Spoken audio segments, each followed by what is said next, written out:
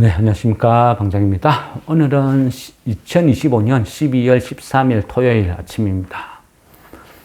밤사이 다우 나스닥을 보다 보니까, 필라델피아 반도체 지수가, 엄청 빠졌더라고요.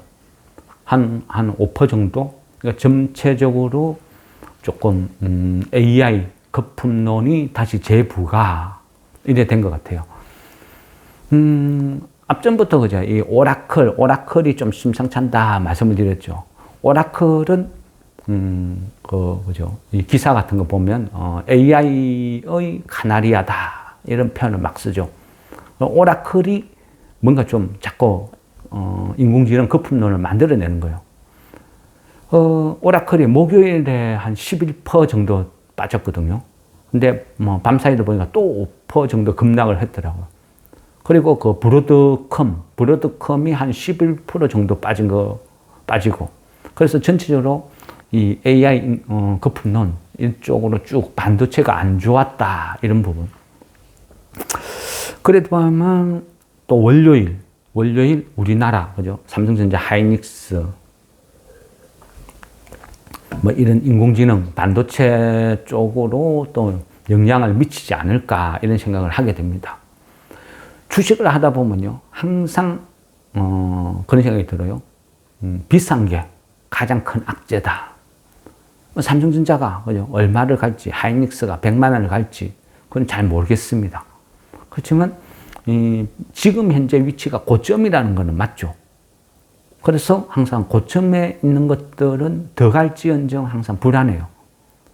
겁난다는 거죠. 그래서 저는 주식의 최고 큰 악재는 비싼 거다. 주식에서 가장 큰 호재는 싼 거다. 그래서 좋은 회사를 싸게 잡고 기다리자. 지겨움은 그죠? 그만큼 충분한 어떤 대가다. 대가를 지불해야 된다. 이런 생각. 뭐 그런 식으로 하면서 어떤 대응을 한다. 근데 어쨌든 지수가 폭락이 아닌 천천히 빠져주면 그 자리를 그죠? 뭐 자산주든 뭐든 이어받을 텐데 급락을 해버리면 우리는 뭐가 문제죠? 신용 반대 매매 이런 부분이 문제라는 거죠. 우리나라 주시장의 가장 큰 병폐가 제가 보는 관점은 도박성이에요. 도박성. 신용 미수, 이 도박성, 무모한 도박 이것들이 결국은 개인들을 망치는 거예요. 투자를 하는 거죠. 투자를 해야 되는데 투기를 한다는 거. 이런 것들이 문제다. 항상 그런 생각을 합니다. 금요일도 그죠? 그런 말씀드렸죠. 공모주 도박판 펼쳐진다. 그러면서 요즘 대표적인 게 스펙이랬죠. 정말 멍청한 짓을 하고 있는 거라고. 그죠? 돈 낳고 돈 묻기가 아니고 돈 낳고 돈 꼴기. 그게 지금 개인들의 수준이에요. 개인들의 수준. 개인들은 초급등이 나오고 정권방송에서 떠들어야 그제서야 덤벼들거든요. 그게 개인들의 숙명이에요. 불나방 인생들. 금요일날 그죠? 교보 19호 스펙 제가 한 11시쯤에 보여드렸죠. 그때 가격이 한 4,500원대. 11시쯤에 4,500원대인데 이거 종가는 무조건 2,000, 그죠? 2,000원대다. 그래. 종가 2,005원 예상하고 찍었죠. 그 당시 가격이 4,580원이었어요.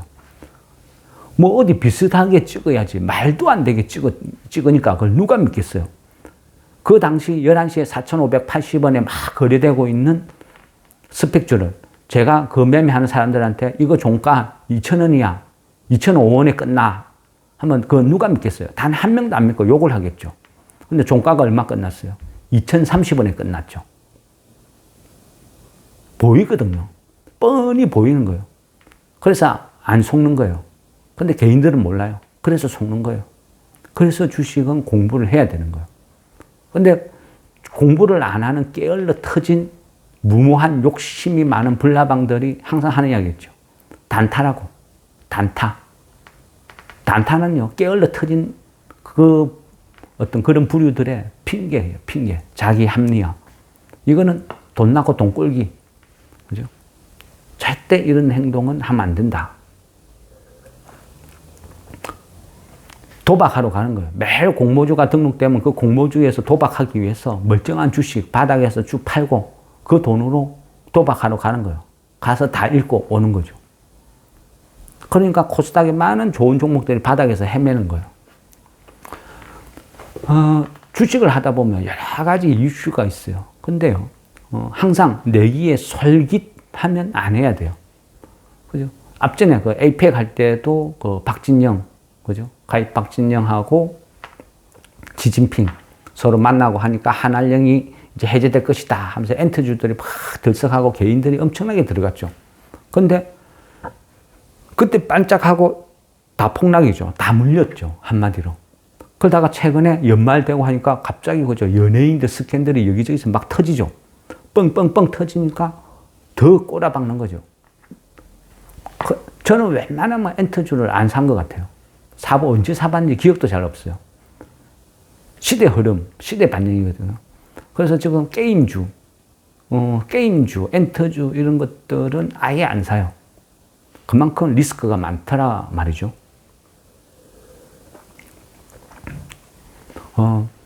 주식에서 그죠 여러 가지 어떤 테마나 이런 게 뭔가가 있지만 우리가 항상 이런 걸 생각해요. 그동안은 그죠 이 성장주 시대, 기술주 시대죠. 근데 성장주, 기술주 말이 좋아 성장주고 기술주지 이거를 냉정하게 해석한 아니면 제 관점에서 보면 성장주라는 것은 언젠가는 돈을 벌 거야 이러네. 그냥 얘네들은 초등학교 수준이에요. 이 초등학교 애가 언젠가는 성공을 해서 성장을 해서 돈을 벌어올 거야 이런 개념. 그러면 그 성장주 초등학생 중에서 전교 1등 하는 애는 시가총액이 막 조 단위에서 놀아요. 언젠가는 성공할 거야 이런 식으로. 근데 가치주는 뭐냐면요, 이미 어른이 되어서 돈을 벌고 있는 사람들이에요. 초등학교 때 1등을 하던 애들이 어른이 되어서 돈을 잘 벌고 있어. 근데 그런 애들은 가치주인데 관심이 없어, 시장이. 아무리 돈을 잘 벌어도 관심이 없어. 성장주 아니라는 거지. 웃기는 이야기죠. 웃기는 짬뽕이죠. 왜 이런 일이 벌어져요? 제가 보는 관점은요, 주식판이 그래 만드는 거예요. 왜? 그래야 사고 팔고 끝없이 할 테니까. 가치주는 뭐죠? 저평가되어 있다는 뜻이에요. 들고 있는 거예요. 가치주는. 저평가되었으니까. 지 가치만큼 오를 때까지 들고 있고. 그러면서 가치주는 배당을 많이 줘. 야, 배당 받으면서 올 때까지 기다리는 거야. 부동산 투자하듯이. 그러니까 매매를 안 해. 사고 팔고 할 이유가 없죠. 그러니까 정권방송, 이 바닥에서 먹고 사는 사람 입장에서는 가치주 사서 장투해라 하면 본인들이 굶어 죽겠죠. 그러니까 절대 그런 안 해요. 맨날 말도 안 되는 그죠. 성장주 이런 거 해가 단타치라고. 손절가 얼마, 목표가 얼마, 그게 뭐죠? 단타치라는 이야기예요. 사고 팔고 열심히 해라. 그 수순으로 내가 먹고 살게. 그런 의미죠. 정말 잘못된 거예요. 그죠? 도박판 조성하는 말도 안 되는, 그죠? 이런 것들을, 그죠? 이런 부류를 전문가라고 하고 주식판을 리딩을 하니까 우리나라는, 그죠? 제대로 평가를 못 받는 거예요. 결국은요, 대한민국의 코리아 뭐 어떤, 그냥 리스크? 이쪽에서 가장 큰 병폐는 주식판 문화예요, 문화. 그죠? 장투. 이런 배당 문화, 이런 게 아니고 무조건 치고 빠지고 단타 치라, 이런 문화. 이런 것들이, 그죠? 스펙주, 도박판도 펼치고, 공모주, 그죠? 공모할 때는 뭐 이게 좋네, 어쩌네, 온갖 찌라시 다 날리다가 딱 등록되고 첫날 아침 되면 다 팔아버리죠. 그렇게 좋은 걸 왜 팔아? 들고 있지. 그죠? 그만큼 황당한 거예요. 이런 게 어떤 주식 문화. 어쨌거나 지금은, 그죠? 분위기가 자산주로 달라진다. 이 분위기가 서울로 국한되지 않고 이제는 점점 확산될 것 같아요. 그래서 여러 가지 자산주도, 그죠? 여러 가지 부류가 있겠죠. 돈이 많은 회사, 땅이 많은 회사, 뭐, 그죠? 지분이 많은 회사. 이런 회사는 우리가 각각 다 공부를 하면서 대응을 해보는 거예요. 그래서 이런 회사도 뭐 좀 자산주에 대해서는 또 자세히 따로 공부를 한번 해보도록 할 거고, 종목도 보면, 그죠?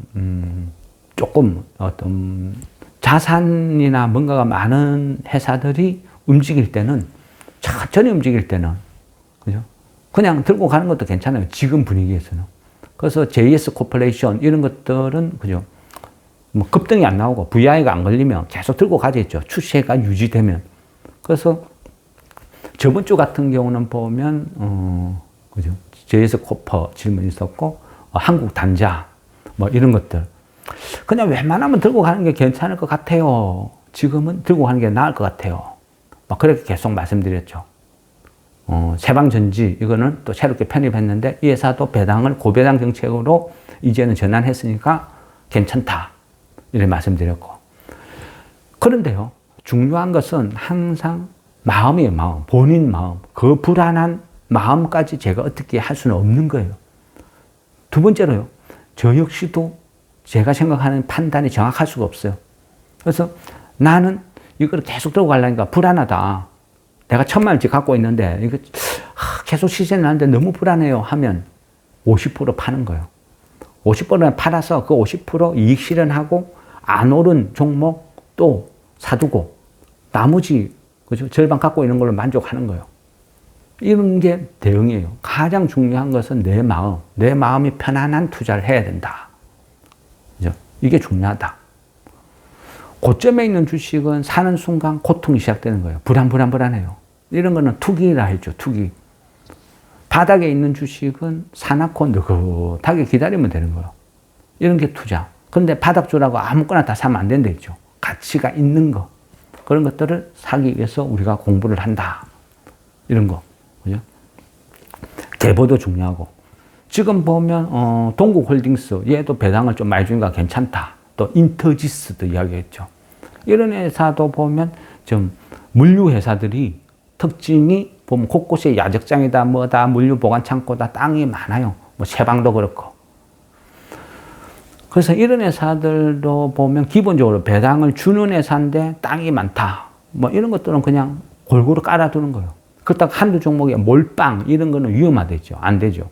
자산주는 어느 놈이 언제 먼저 튈지 몰라요. 그래서 뭐다? 여러 종목을 쭉 깔아두고 난 배당 받는다는 마음으로 느긋하게 기다리다 보면 그게 급등을 하는 거예요. 그런 식으로 내가 대응을 하는 게 맞지 않나. 어쨌든 밤사이에 반도체 관련 미장에서 안 좋은 결과가 나왔다. 그래서 다음 주도 좀 영향을 미치지 않을까 이런 생각을 하고, 또 다음 주는 12일, 12월 19일 일본의 금리가 결정이 나죠. 이 부분이 가장 신경이 쓰여요. 저는 이제 이 부분이 가장 문제다. 지금 우려, 걱정을 하고 있거든요. 그래서 이 부분을 어떤 식으로 내가 대응을 할 것인지, 이 부분이 이번 주에, 다음 주에 가장 큰 숙제가 되지 않을까. 그러면서 또 엔캐리, 청산 이 부분을 좀 심도 있게 남은 시간 좀 공부를 하고 다음 주 대응 방법을 찾으려고 하겠습니다. 그나마 우리는 지금은 그저 자산주 쪽으로 계속 다 집중하고 있으니까 이쪽으로는 안전할 것 같고, 또 반도체를 대표하는 이 성장주가 문제가 생기면 이제는 가치주, 배당주 이쪽으로 돈이 쏠릴 가능성도 있으니까 뭐 피신처, 피난처로는 또 적당하지 않을까 또 이런 생각도 해보게 됩니다. 어쨌든 시향 이번 주 시향에 대해서 마무리하도록 하고 또 자산주는 따로 영상으로 설명을 드리도록 하겠습니다. 수고했습니다.